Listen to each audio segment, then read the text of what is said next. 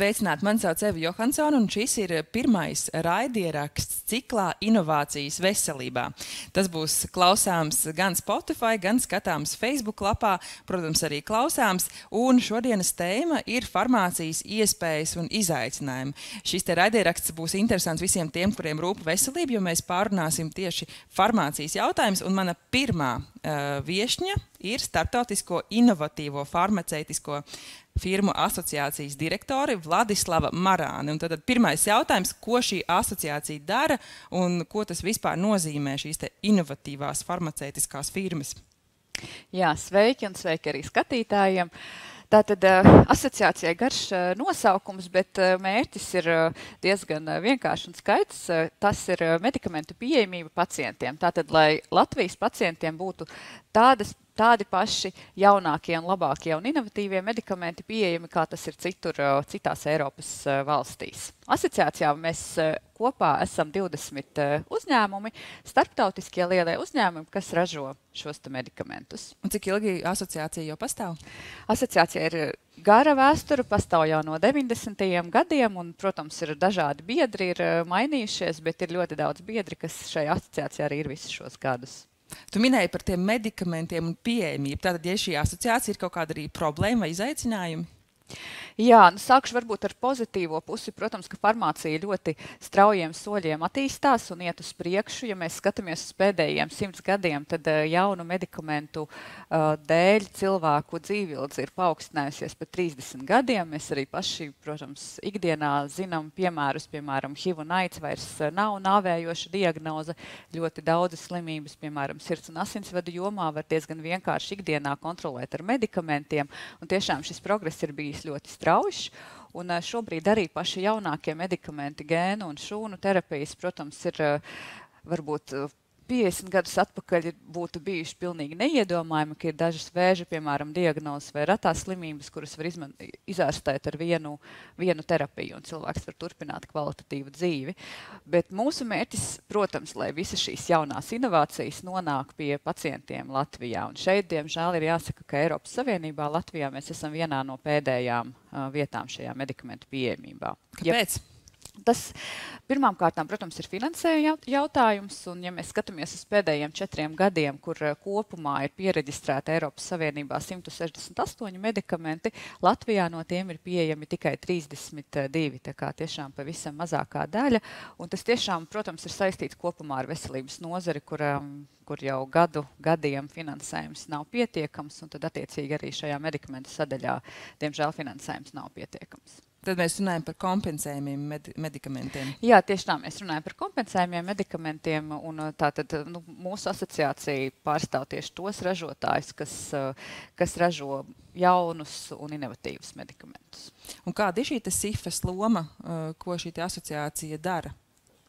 Pirmkārt, mēs, protams, skaidrojam un runājam gan ar nozari, piemēram, arī ar pacientu organizācijām, citām nozares organizācijām un arī ar sabiedrību kopumā par šo te medikamentu nozīmi un par situāciju Latvijā. Un, protams, organizējam dažādus pasākumus un strādājam, lai parādītu, cik ļoti vērtīgi šie medikamenti ir un kādu pienesumu tie var sniegt Latvijai pacientiem un arī nozarei kopumā. Un šis kanāls saucās Inovācijas veselībā, un daudz esmu dzirdējis, ka tieši Covid laikā šis finansējums pētījumiem Covid novēršanai, jaunu medikamentu izstrādē ir pavērsis tādu kā jaunu horizontu, kur tiek izstrādāti ļoti daudz dažādi medikamenti un inovācijas pievērsušās tam, lai ne tikai novērstu Covidu, bet, protams, arī es saprotu, ka HIV, teiksim, ārstēšanā jauni pavērsieni. Kā tu vērtētu tos pēdējos gadus, vai tiešām ir bijis šis izrāviens un tiešām ir inovācijas medikamentu jomā nākušas klāt? Kopumā pēdējos gadus arī pirms Covid, bet arī Covid laikā ir bijuši jauni izrāvieni un ir bijuši jauni medikamenti, kas ir reģistrēti. Manuprāt, Covid laiks bija ļoti labs brīdis, kas tieši pievērsa mūsu uzmanību tam, kas tad notiek farmācijas nozarē un kā šīs inovācijas rodas. Tā kā, manuprāt, tā bija iespējams visiem pamanīt to, kas notiek nozarē. Kā ienāk šie jaunie medikamenti, piemēram, Latvijā? Vai tas ir kaut kāds garš birokrātisks process? Minēja, ka salīdzinoši Latvijā ir tikai maz to medikamentu un iespējas finansējuma dēļ, bet kāds ir tas praktiskais ceļš? Nu, kopumā jau sākot ar tādu medikamentu izstrādi, ir jāsaka, ka tas ceļš ir ļoti garš. Tie var būt ļoti daudzi gadi, tie var būt 10 un vairāk gadi reizēm. Un, protams, sākot pētīt molekulas, sākumā tās var būt 100, un tad, protams, tas skaits samazinās līdz jau tas nonāk līdz kādam konkrētam medikamentam. Bieži vien, protams, ir arī neveiksmes, kur gadiem kaut kas tiek pētīts, bet beigās mēs pie medikamenta nenonākam.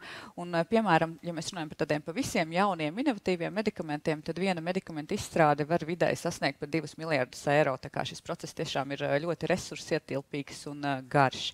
Bet, ja mēs runājam tieši par reģistrāciju, tad, protams, pirmkārtām reģistrācija notiek Eiropas Savienības līmenī, un tālāk jau ražotāji iesniedz šos pieteikumus mūsu Zāļu valsts aģentūrā. Un šeit man tiešām arī jāpaslavē mūsu aģentūra, jo viņi šo savu darbu reģistrācijā parasti izdara laikā un pietiekami ātri. Mūsu problēma ir tieši finansējums, un, piemēram, šobrīd ir vairāk kā 120 medikamenti, kas jau ir izvērtēti, un kur Zāļu valsts aģentūra ir pateikusi, ka tie ir terapeitiski un ekonomiski mums Latvijā arī izdevīgi lietojumi, bet viņi joprojām ir rindā, jo vienkārši nav finansējuma, lai tos iekļautu kompensējumu zāļu sarakstā.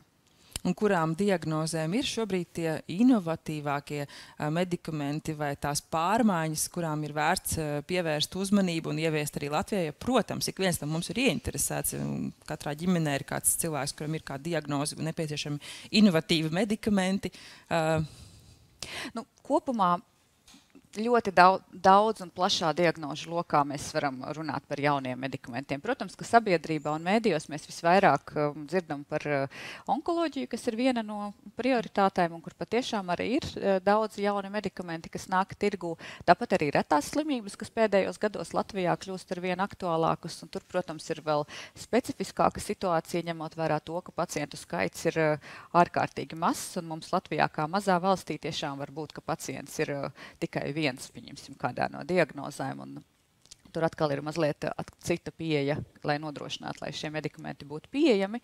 Un šogad arī Veselības ministrija ir sākusi strādāt pie sirds un asinsvadu plāna, kas savukārt arī ir ļoti būtiski, jo tas ir pirmajā vietā kā nāves iemesls Latvijā. Tāpēc šī tēma arī ir svarīga, un tur arī ir jauni medikamenti, kurus būtu vērts iekļaut kompensējumu zāļu valsts sarakstā. Vai ir kādi medikamenti vai diagnozes, kurām tavuprāt būtu īpaši jāpievērš uzmanība? Mēs jau saprotam, tā ir onkoloģija, protams, sirds asinsvadu slimības, bet kas tavuprāt, ko tu redzi kā tādu prioritāti, kas varbūt buksējas vai notiek tik ātri, kā gribētos? Varbūt ir kādi medikamenti, kas tiešām ir inovatīvi un joprojām nav Latvijas tirgu, kas būtu ļoti, ļoti būtisks spēlētājs?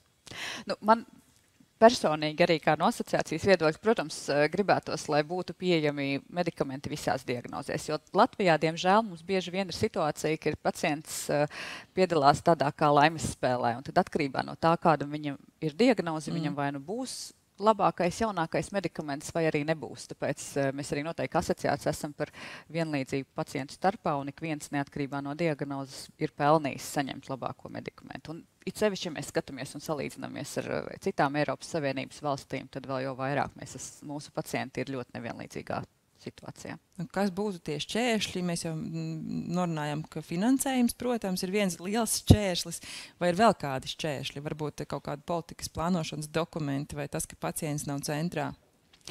Kopumā politikas plānošanas dokumentos, kas mums ir arī šajās pašās jomās, ko es tikko minēju, mums katrā no tām ir Veselības ministrijas plāni, kas ir tikuši gatavoti kopā ar nozari. Visur medikamentu jautājums, protams, ir atrunāts un medikamenti ir paredzēti. Vienlaikus neviens no šiem plāniem nav līdz galam īsti nofinansēts. Tā kā pirmām kārtām tas tiešām ir finansējums. Protams, var skatīties plašāk. Tagad mēs arī priecājamies par jauno ministru un klausamies mēdījos, ka viņš arī runā, piemēram, par zāļu cenām. Protams, šo jautājumu arī būtu jārisina, jo valsts jau šos kompensējumos medikamentus faktiski pērk. Un jo lētāki šie medikamenti būs, jo valsts vairāk varēs tos nopirkt. Vai asociācija kaut kādā veidā strādā arī ar šo izcenojumu? Tad pat minēja par to, ka zāļu cena, protams, ir ļoti būtiska, lai valsts varētu atļauties, vai SIF arī kaut ko dara, lobē, es nezinu.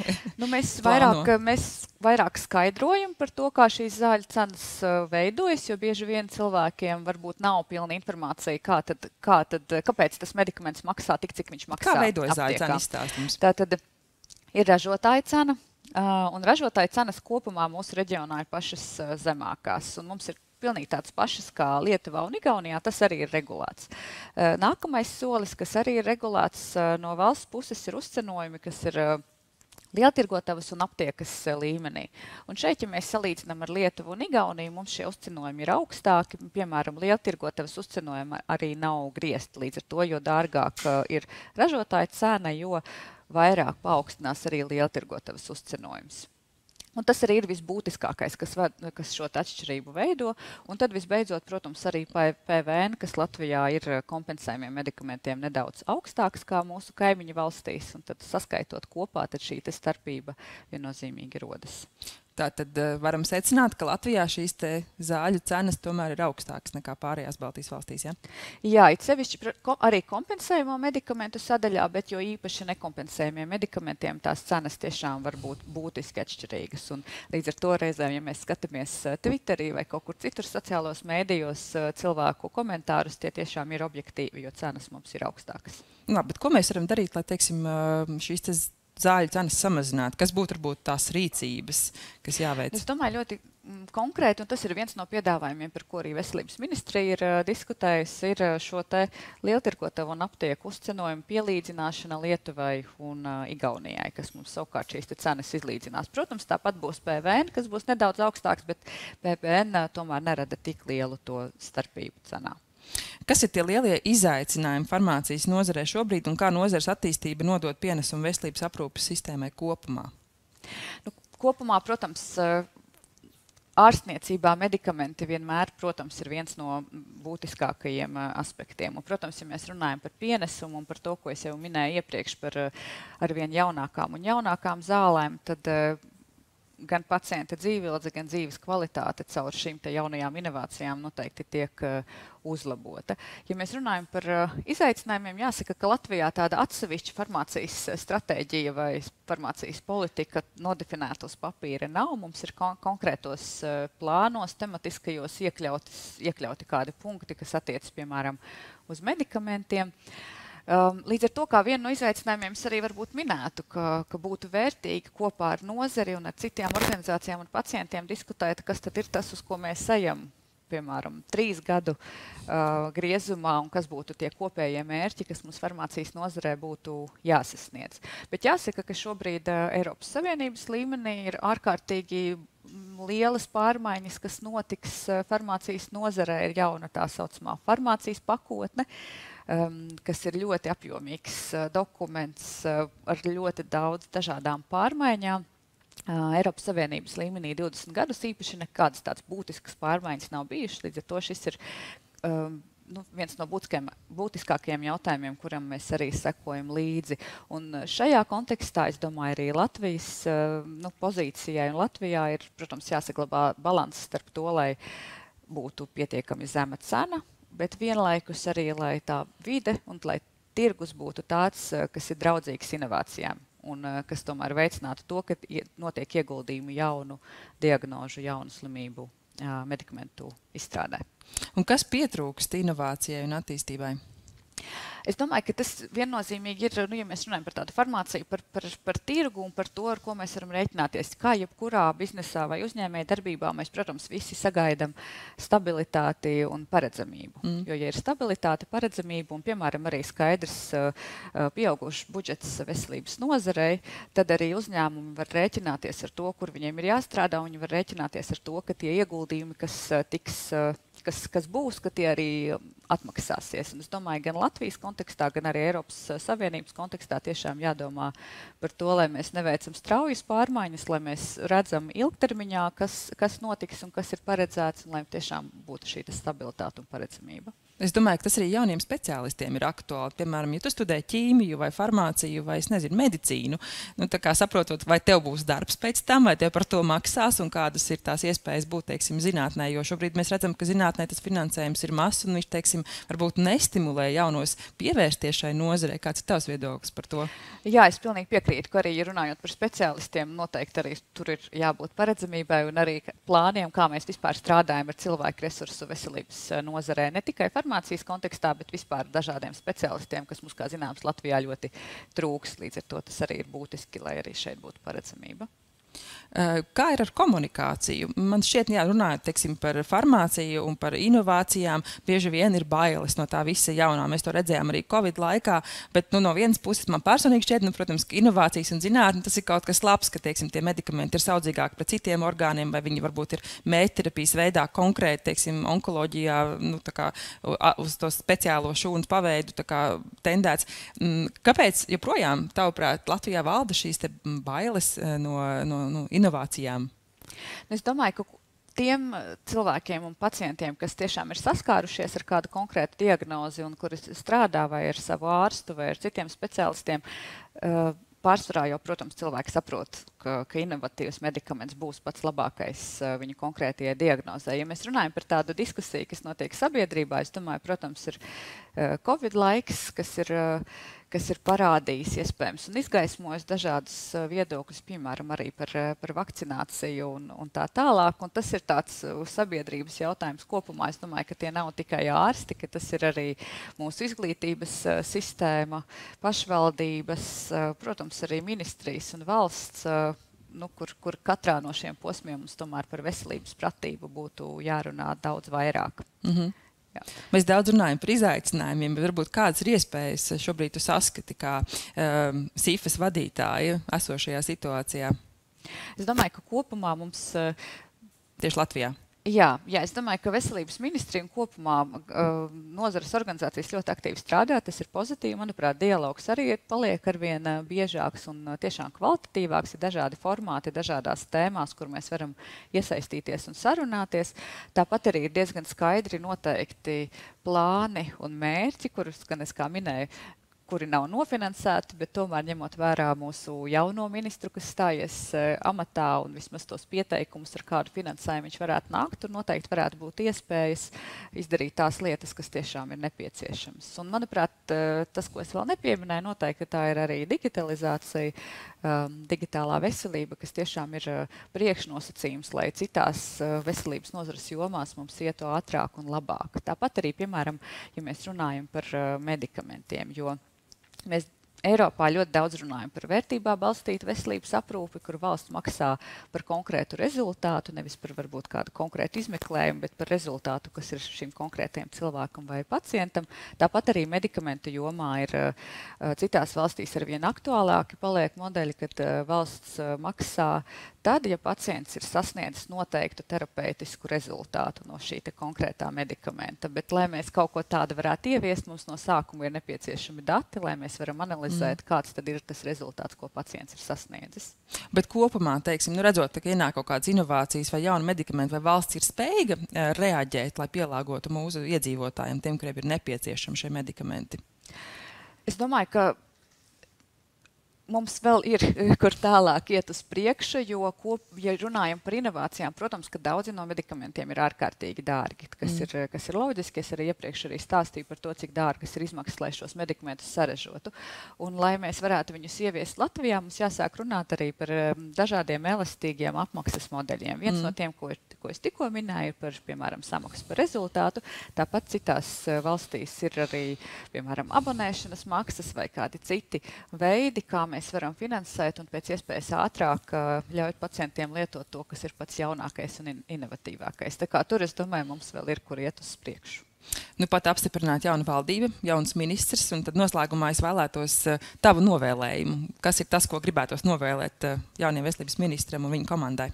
Nu, pirmkārt, noteikti izturību, noteikti dialogu sadarbību ar organizācijām, bet pats Svarīgākais droši vien būtu noteikti konkrētas prioritātes, kuras tad šajos 3 gados būtu sasniedzamas, jo izaicinājumu patiešām nozarē ir ļoti, ļoti daudz, bet es domāju, ka kopīgi kādas konkrētas lietas šajā laikā pavisam noteikti var paveikt un pabeigt.